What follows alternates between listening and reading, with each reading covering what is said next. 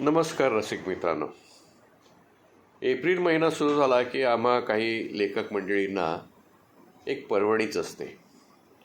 कारण या महिन्याच्या 14 तारखेला अनघा प्रकाशन ठाणे या मातब्बर प्रकाशन संस्थेचा वार्षिक समारंभ असतो. मुरलीधर नाले यांचा वाढदिवस असल्याने त्या दिवसाला एक फार मोठं महत्त्व आहे. त्या दिवशी नाले प्रकाशन म्हणजे अनघा प्रकाशन हे जवळजवळ 10-12 पुस्तकं एकाच वेळी प्रकाशित करत असतं आणि त्याचा उत्तम प्रकारचा प्रकाशन समारंभ करत असतं. त्या दृष्टीने यावर्षी देखील ते जवळजवळ 12-13 पुस्तके प्रसिद्ध करत आहेत. आणि त्यामध्ये माझा आणि त्यांचा दीर्घकालीन अतिशय जिव्हाळ्याचा आणि जवळचा संबंध असल्यामुळे त्यांनी नियतकालिक विचार नावाचं माझं एक पुस्तक प्रकाशित करण्याचं ठरवलेलं आहे. आपल्याला माहिती आहे की गेली जवळजवळ 50 वर्ष मी मराठी साहित्य संशोधन आणि समीक्षा या विषयामध्ये आकंठ बुडालेला आहे. आणि त्यामुळे विविध स्तरांवरती, विविध पातळ्यांवरती, विविध विषयांवर मराठी साहित्याच्या मी अभ्यास करीत आलेला आहे.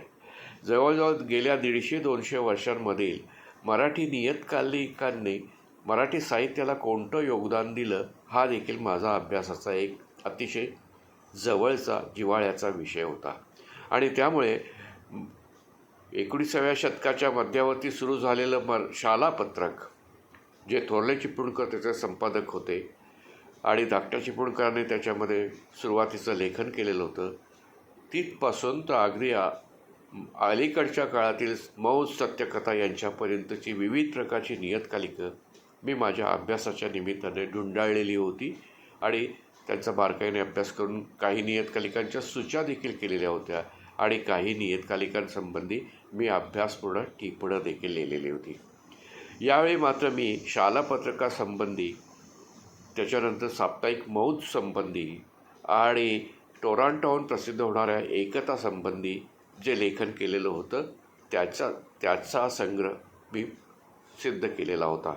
आणि त्याला एक सुरुवातीला प्रारंभीच वाङ्मयीन नियतकालिकांचं योगदान नावाचा एक दीर्घ लेख मी लिहिलेला आहे, ती प्रस्तावना दिलेली आहे. या सगळ्यातून मराठी नियतकालिकांचा मराठी साहित्याला कोणत्या प्रकारचा योगदान आहे ते अधोरेखित करण्याचा मी प्रयत्न केला आहे.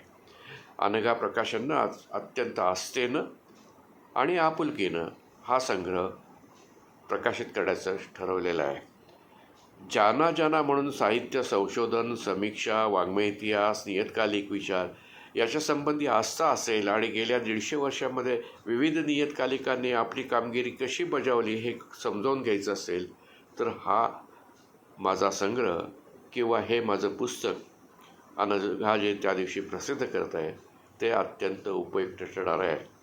आपण तर मराठी साहित्याचे जिज्ञासू अभ्यासक आहात, त्यामुळे आपल्या बुकशेल्फमध्ये हा संग्रह असणं गरजेचं आहे. धन्यवाद.